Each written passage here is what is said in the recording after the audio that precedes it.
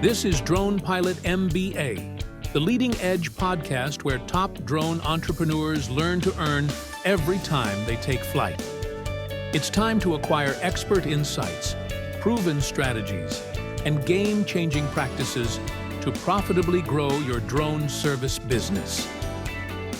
Here now, America's favorite drone business strategist, Tony Marino, and your flight crew. How are you? How you doing? Hey, we're live from the aerial Northwest Oregon Coast Creative Studios. What's going on today? Hey, Albert Einstein once said, in the middle of difficulty lies opportunity. So today, we're talking about how to turn chaos into clarity. Now, as drone pilots, we all know things don't always go as planned, whether it's weather changes, equipment malfunctions, or clients throwing curveballs in the ninth inning. Here's the deal. The most successful drone pilots are the ones who stay cool under pressure and pivot when things do go sideways. So let's break this down into 5 key strategies today that are going to help all of us navigate the unexpected and turn it into opportunity. All right, let's start with some real-world stories. We all like stories, right? Well, here's some stories. Here's what happens when things go south on a shoot, but also how we can turn things around for a chance to shine. So first, I've got a few real-world case studies that'll give you a better idea of how some successful pilots deal with chaos. Now, the first one I call the sudden weather change. All right, so you've got a real estate shoot. Everything's all set, but then boom, unexpected high winds are whipping. Now, it's too dangerous to fly, but we still deliver, right? Instead of canceling the mission and crying all the way home without a paycheck, we switched gears and we were able to capture interior imagery with a tripod, stabilizer, and a hint of very portable artificial lighting. And then boom, we kept the client happy. The takeaway: have a backup plan and be ready to roll with the punches when the weather changes. Think about this. It's much easier to remain calm and cool when you're properly prepared for just about anything. Right? Okay, here's case study number 2. I call this equipment failure. Ever had your gear fail right in the middle of a big shoot? It happens, doesn't it? Oh, yeah, it's fun, isn't it? Not. Okay. One time, the gimbal on a drone malfunctioned. It was due to a firmware issue. But because we were prepared, we had a just-in-case backup mini drone, and filming continued with actually no delay. The lesson is make sure to check your gear before you shoot. Now, I always prepare and accurately complete a written checklist. In fact, you can check it out and use it for yourself on our drone flight blog at aerialnorthwest.com. Now, it's all about being ever ready for those never regularly scheduled unexpected persons, places, and/or things. All right, let's take a look at case study number 3. This is what I call the last-minute client request. You familiar with this one? This one hits home for a lot of us. The client comes in with a last-minute change to the shoot. He wants new angles. She wants extra shots. They want the works. And that can throw you off balance a bit, right? But with a flexible contract and a little extra time in the schedule, we were able to accommodate the request and keep things moving smoothly. Here's a pro tip. Have an add-on pricing structure for those unplanned asks. This is why I've gotten into the habit of always budgeting more time than I think I'm going to need for the shoot.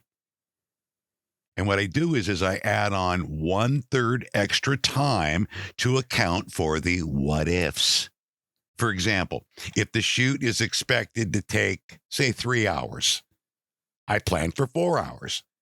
If everything goes smoothly and we finish early, well, we can be very grateful, right? And the client will appreciate it too, because you didn't charge them for the extra hour. And you know how much clients love to save money. Here's case study number 4. I call this one airspace restrictions. Aren't those fun when they pop up at the last minute? It's a big issue in the airspace. Now, we've showed up at a construction site and whammo, here we go. A temporary flight restriction was in place because of a nearby governmental event. Could have been a disaster. But we adapted. We switched to a telescopic mast and got the drone job done. Moral of the story, always double check the airspace before a shoot. And here's a pro tip. After you double check the airspace, double check it again. You get my point. Okay, here's our final case study, number 5. I call this one the drone battery failure. We've all been here, right? Finally, let's talk about equipment that fails right when you need it most. And during a glitzy, high-fashion wedding shoot, a couple of our batteries just stopped working. It was a loose connection, but instead of panicking and rolling around on the floor in the fetal position, we stayed calm, thought about it, and we adjusted our shot list. We made do with ground-based shots and still delivered high-quality footage. So all in all, by being better equipped and remaining cool, the creatives all came out beautifully. Never let them see you sweat. Let them see you solving problems, achieving goals, satisfying needs, their goals, their problems. And then they're going to call you back and they're going to tell the friends. Remember the old saying, do something good and people will tell 10 friends. Screw it up and they'll tell 1,000. And you know how quickly social media works out there. The clients love the work so much in this particular scenario. We even scored a most generous bonus to boot. So always inspect your batteries and everything else the night before the shoot. And when you get up in the morning, inspect again, have the checklist, and carry more backups than you think you'll ever need. See the pattern here? It's obvious, isn't it? The key to being a successful drone pilot is adaptability, staying nimble and dynamic. So let's break down the 5 strategies that are going to help us turn the chaos into golden opportunities. I'm going to give you the 5 strategies to be ready for the next challenge. We'll get through these rather quickly, but these are very important. If you miss any portion of today's program, go back, stop, start, take your notes. There'll be a written transcript for the program as well. You'll be able to get that at aerialnorthwest.com. More details ahead. Number 1, you got to master contingency planning. Always have a plan B, C, and D. This means having alternative locations, backup gear, and emergency protocols. You don't want to be scrambling when something goes wrong, running around like a nut with your clothes on fire. It's not a good look, and they're probably not going to get a call back. You might make the news.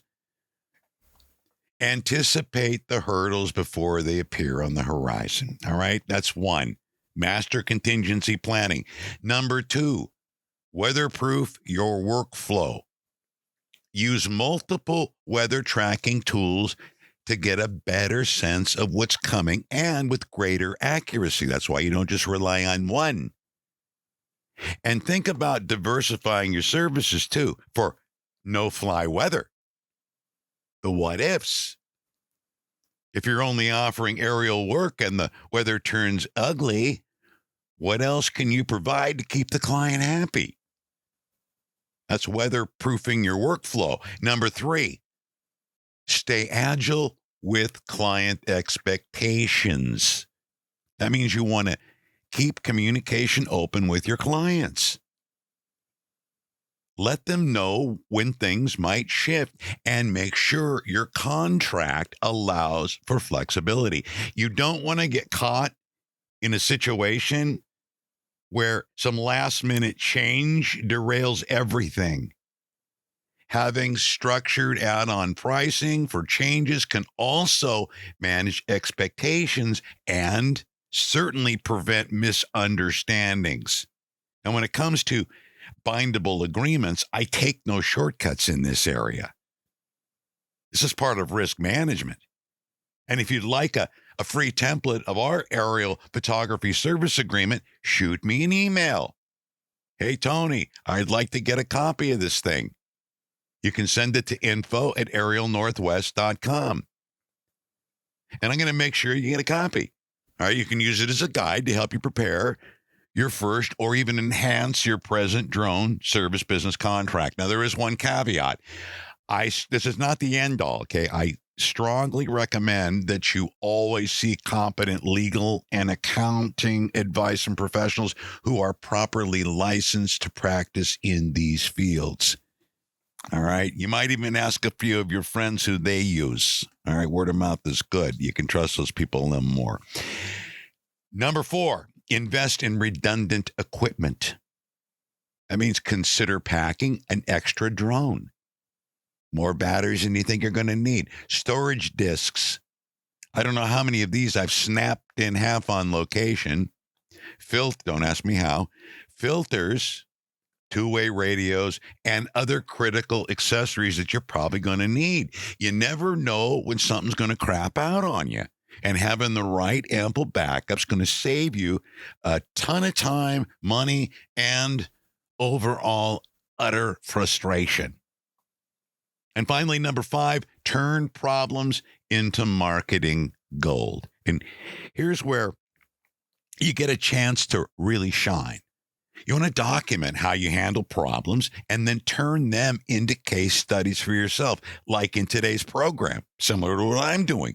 Showcase how you adapt in real time. It's an excellent way to market your problem-solving skills and differentiate yourself from the competition. Okay, here's my final thoughts for today's program. Chaos to clarity, how smart drone pilots pivot under pressure. Being a drone pilot isn't just about flying the drone, as you well know. It's about thinking on your feet. The best pilots don't avoid problems. They anticipate them. They adapt. And they turn obstacles into opportunities. So the next time things don't go as planned, let's not overreact. Let's just calmly pivot, innovate, and seize the moment. All right? Before we dive into the closing, let's check in with some of your questions from social media. Matt from Florida asks, how do you handle a sudden weather change without scrambling? It's a great question, Matt. I'd say it all comes down to having a solid contingency plan, backup gear, backup locations, and backup shoot dates potentially. Don't forget your equipment checklist. I'm like a nut. I don't go anywhere on any shoot without the checklist. And I'm very careful, very meticulous about each checkbox and each note that I write. I could wind up in court someday. I want to make sure I got a track record of what I'm doing, right? Plus, I'm less likely to get to the location and be missing something that I'm going to need. Like it's a drone shoot and I forget the drone. No, this has happened before. No laughing. Don't smart. You've probably done the same thing or somebody. It's happened. Why do you think with the checklist? I remember when I used to go bow hunting. And I was Mr. Instinctive. Everybody had the peep sights put on there, right? So here I have the compound bow, and they got the peep sights, and I'm all, I don't need that. No, I'm Navy. I got this down. I'm like Hiawatha out there, right? And so here comes this young buck. I'm calling him in, and he's like 10 yards from me. I had this big, beautiful tree, big fir tree behind me, and the sun's blazing behind me. So he's blinded. this buck is blinded. And he was young and he was looking and he couldn't quite make me out because I had the mossy oak, right? I had that on and I had the stinky. I was wearing the estrus that you have to wear so you can, camouflage yourself out there. I got to smell like a girl that's all ready. You know the drill, you hunters. You know what I'm saying? And sure enough, he wouldn't give me the broadside. So all I get is like the straight shot. And I don't want to shoot him in the head and I don't want to shoot him through the body because then I'm going to ruin the meat. So I knock up the arrow. I'm waiting for him to just give me a little turn. He doesn't do it. So what do? I wasn't patient enough. And I thought, well, if I take a shot, maybe I could hit him in the neck. And then I would save my meat and he'd be gone quickly. I fired the arrow and you could just see the hair on his neck just kind of, and then see you later. Pada-poom, pada-poom, pada-poom, up the hill. And my buddy, of course, had to be there to witness the whole thing. So guess what Tony did? Yeah, I went over to Archer's Field the next day, not kidding, peep sight on the compound bow. So, the equipment list, I'm telling you, things can happen when you're out there. Now, I digress. I want to do a quick shout out, too, to Sarah in Oregon, right here in the Pacific Northwest, who recently shared her story of dealing with a last-minute client request. She said she handled it like a pro, and now she's earned a loyal client for life. Keep crushing it, Sarah. Love you, sister. Okay. Let's wrap this thing up. Today we covered how to turn the chaos into opportunity by being prepared and adaptable. Remember, nimble and dynamic. The key takeaways: always have a backup plan. Weatherproof your workflow. Stay flexible with your clients and make sure your gear is in top shape. And remember, problems aren't roadblocks. They're just an opportunity in disguise. Before we go, don't forget to subscribe to the podcast, leave a comment, and follow me on social media for more tips on growing your drone business. And if you're ready to take your skills to the next level, check out all the articles that you'll find for free, hundreds of them, at aerialnorthwest.com. Until next time, much love and fly well.